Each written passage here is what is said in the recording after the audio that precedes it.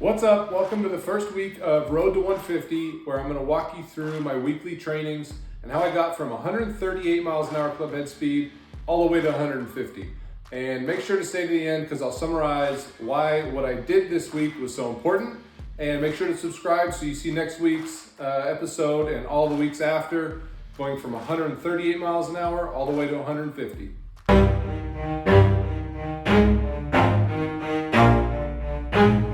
Never stop, I'll get it if I want it. Gotta make to myself a promise. I won't quit, keep going till I got it. I won't give up till I'm on top. Yo, no, I ain't the type to give up. If I do something, man, I do it till I get what I want. I turn a business out of nothing into something I love. I got a poker face, but honestly, I'm not one to bluff. So this is our first workout of the off season, and being the first time kind of back out since the World Championships in early October, we kept things simple, and we did some irons to get our body loose and some band work just to make sure our muscles are ready to start firing. And then we stepped into speed sticks, and you can see I went right-handed for 3 and now left-handed for 3. Started with the light stick, the green stick, and the reason you want to do both right and left-handed is just to make sure that you have balance in your swing and your body and the way everything's moving. If you go long periods of time and only swing right-handed, there's going to be an imbalance in your back, in your core, and your hips. And so that's a good way to promote balance, is to do both right and left-handed. And you can see I'm cycling through the green, the blue, and the red stick, lightweight, middle, and heavyweight. And what that does is the lightweight really promotes raising that ceiling and releasing kind of that governor to see higher numbers, whatever speed you're working towards. It helps see those higher numbers, and your driver will follow along as you raise that ceiling with your green stick. You can see I also worked in some step forward drills. I really focused this off season on using my legs, and getting that extra momentum really started to help me feel my legs working in my swing as well as my rotation. One other thing to note too is make sure you track your speeds with speed sticks. I've found whether it be the red stick, the blue stick, or the green stick, there's direct correlations as far as hitting certain speed thresholds with a certain color, and then what that kind of lines you up for with your real driver. Here's a similar tool, but different in the sense that it trains a few different things during your speed training, is the arrow swing. You can see the shaft bend there, which is going to teach you to load the shaft properly and give it that time at the top before you start your downswing, which will help increase club head speed as well, letting the shaft work and kick at the ball like it's supposed to. And the purple, what they call pineapple at the bottom, acts as a weight, but it really provides air resistance, wind resistance. So it's a different form of resistance training in the speed work. And the purple one being the lighter pineapple, and then you can see the black one here is heavier with more air wind resistance. And you'll see we cycle through the same drills, the same routine as we did with the speed sticks, but now with the AeroWhip, and we will add different weights on there. We'll start with the purple, throw on the black pineapple. After one black pineapple, we'll throw 2 black pineapples on there, and then finish with all 3 on there, just increasing the resistance as we go. After doing all that, now that we've really got our body loose and also our nervous system firing as fast as possible, we usually give ourselves about 3 reps to see how fast we can get that light green stick. And see what number we can get to.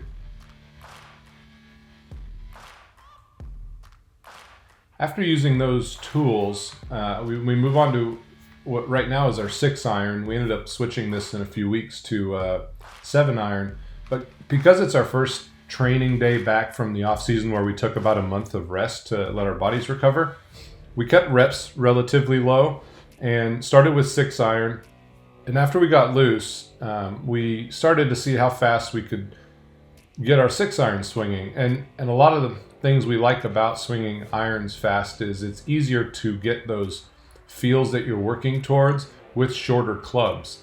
And if you can get those feels to translate to better speeds, then you know all it takes is transferring those same movements and positions and feelings from your 6-iron swing or whatever iron you're swinging to your driver. And so right here you can see me focusing on a specific feel and thinking about a specific club head speed number I'm trying to hit with a 6-iron. And ideally you can get to that number, and then you know your body's primed and ready to go to move to the driver. Some days you won't get to that peak speed level that you sometimes have with a specific club, but just know that that could be mechanical, it could be a timing issue, it also could just be that day your body is not quite up to par from where it may have been on the day prior, and that's okay. But just a couple 6-iron swings here, and then I'll move to driver.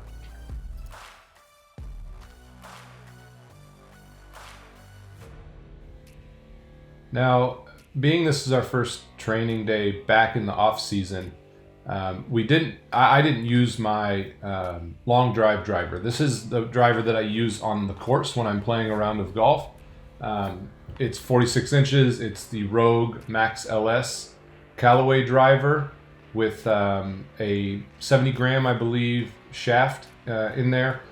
And I think it plays at 9.5 degrees, so nothing crazy. But you can see I'm working on speed at the ball, and that's why I'm taking these half swings. Is longer swings, it's tougher to apply the speed at the ball. Sometimes you apply the speed too soon in the downswing.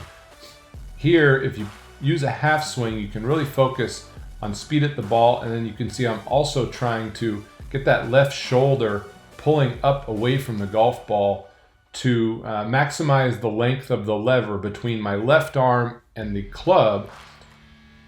The club is 46 inches long.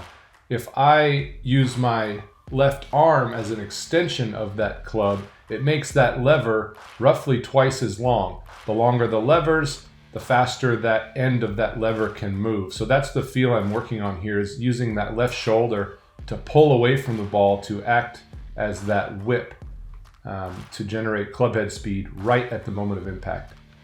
And you can see I enjoy having a training partner in Sam, so we can bounce ideas off of each other and kind of get feedback, to help progress. There you have it, the first week of many on our road to 150 miles an hour club head speed.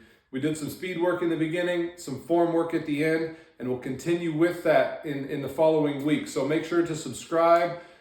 You can follow my training program week by week and take what you like from it and implement it into your training and gain some club head speed. It's always fun to, whether you're competing in long drive or out on the golf course, to gain some yards, and it'll only lower your scores. This is the program that pro long drivers follow. Everyone has a little individualized program, but for the most part, this is the kind of behind the scenes of how you see some crazy 160 pushing 170 miles an hour club head speed and 220, 230, 240 mile an hour ball speed. This is kind of the building blocks of how long drivers get there. So follow it along, subscribe, and hopefully this helps you gain some speed and some distance. And leave a comment below if you have any questions. Happy to help, and let's have some fun with this. All right, thanks for watching.